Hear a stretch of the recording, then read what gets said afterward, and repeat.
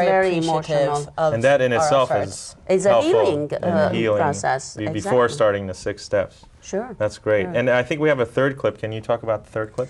Yes. In the third clip, we are actually showing parts of the 6-step process in the group setting.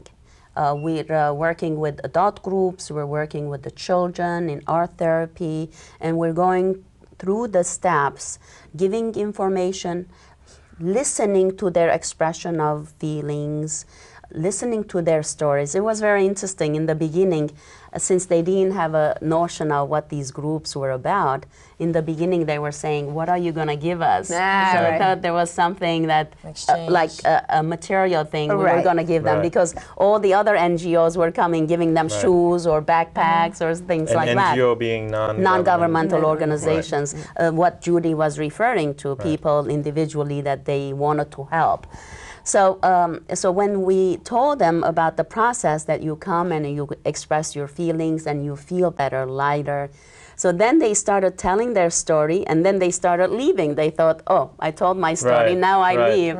So then we had to educate them further that there is a process. It's not just about telling the story and staying in the sadness, but moving through the steps of us giving empathy and validation, and then helping them discover or recover a meaning in their life, because everyone with each disaster or a traumatic situation, they start questioning their whole, what is life about? What is their fate? Some people were angry about God, that God did not protect them, and why should they pray? We met some people that they used to pray every day before. Now it's been 2 months, they haven't prayed, or it was 6 weeks or whatever, they haven't prayed. So there are, we educated them of the process, and then at the end they were saying things like, oh, this morning I had no hope to live, and now after this group process, and after knowing that, like Judy said, you came all the way from America, not even knowing us to help us,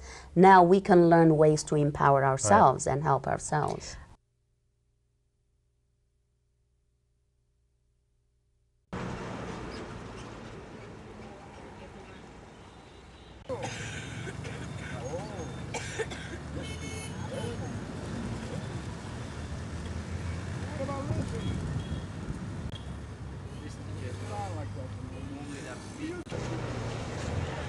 System for those who were affected by the tsunami.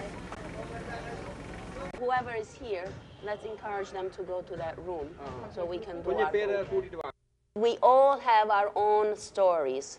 That is very important for you to share your stories. If we don't share our sadness and our trauma, it may become poison, and it would hurt us either physically through headaches, stomach aches, and heart attack, or in other ways. We become sad, and we cry, and we have nightmares. Let's do something, Judy, let's do something physical to get this before we talk about meaning and other things.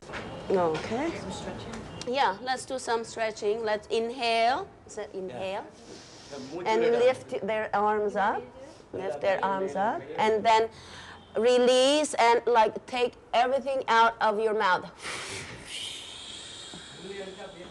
You're gonna get all the tension, the fear, everything out of your system. And think about all the negative things, sadness, fear, everything, and let it all out, out.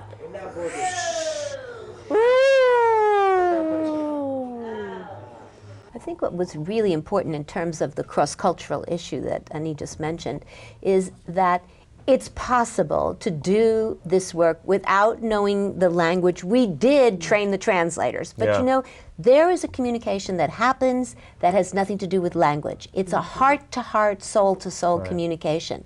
And it was magical that that ends up really being communicated within to the people, and they get it. And that certain of the techniques that that we used were totally applicable. This is so important for people to know, because they're supposed to be Western techniques, but you know, they worked there. Yeah. Right. It's not just importing something that doesn't work. Right. Like, for example, I took people in the van that we had rented to the sea or the ocean, and we did a process of feeling safe and repeating something and then doing right. And it's called, as you said, a desensitization program that we use in the West. But guess what? It worked. Yes. They loved wonderful. it. Yes. The people, at first, the kids would say, "I had 10. How much stress do you have?" 10. 10 over 10. Right. So you and then quantified it, yeah. after Right. Yeah, going that's to great. the sea and after that process, how much stress do you have?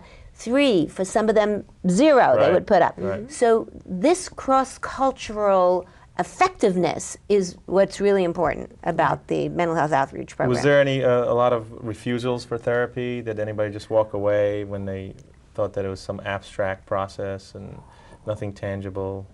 I mean, I don't know. I think most people were very open-minded. I think I was more surprised to find that how many people wanted to learn, and I think wanted to start healing themselves. Right. At this point, they've obviously had to receive the basic needs of food, shelter, and it's now at that point to move on and start processing what's going on and helping them adapt to this new lifestyle.